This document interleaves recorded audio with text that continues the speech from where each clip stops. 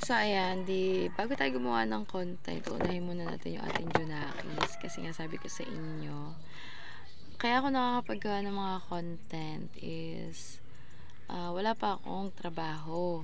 So, ganito lang yung mga ginagawa ko. Kumbaga, para lang malibang ako. Kasi nga, syempre, alam yung mga ka-idol, kapag yung madaming problema, madaming utang. Tapos, hindi naman utang na sabihin mo yung utang na nilalagspag yung pera. Hindi ganun. Mga ka-idol, as maraming utang kasi nga, syempre may pinagbabayaran kagaya ng mga hospital bills, pambili ng gamot, pambili ng ganito, ganyan.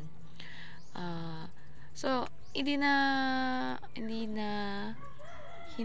mawawala sa buhay na tao yung utang. Dati nga ayaw ko din na nangungutang, mga ka-idol. Pero alam nyo, nakaka-survive. Sabi ko nga dun sa mister ko kagabi, ba't ganun kapag may utang tayo, kagaya ngayon, may utang kami na 5,000 monthly. Kasi ngayon nga yung aming niloan sa aming cash G. So, ituturo ko din dito or gagawin ko ng mga video tutorial kung paano makautang sa cash G. So, iyon ay ang G loan, mga ka-idol. At meron din silang iba pang mga utangan. So, isa pa lang ang aking open doon. And then, ito nga yung malaking tulong din, itong S-Pay Later. Kaya nga, sinishare ko sa inyo, mga ka-idol. Kasi nga, in case na emergency is, pwede mo rin siya magamit, mga ka-idol. Meron akong S-Pay Later na pwede mong i-cash. At meron din tayong S-Loan. So, yung S-Loan ko is nagamit ko nung na-hospital yung anak ko. Pinabayad namin sa hospital bill. And then, yung sa G-Loan ko naman, hindi pa siya bukas nung na-hospital yung anak ko.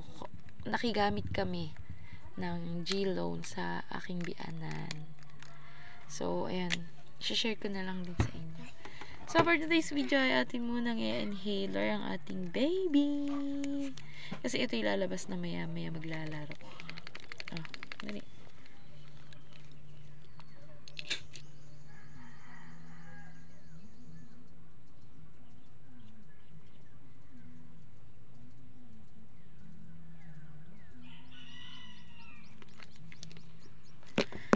So, ayan. Ito yung aming daily routine.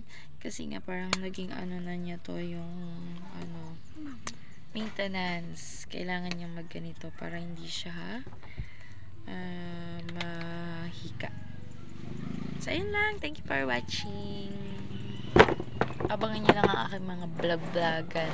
Habang tayo wala pang trabaho, pinagkakabisihan na busy, ay di tayo mag-vlog-vlogan na lang muna.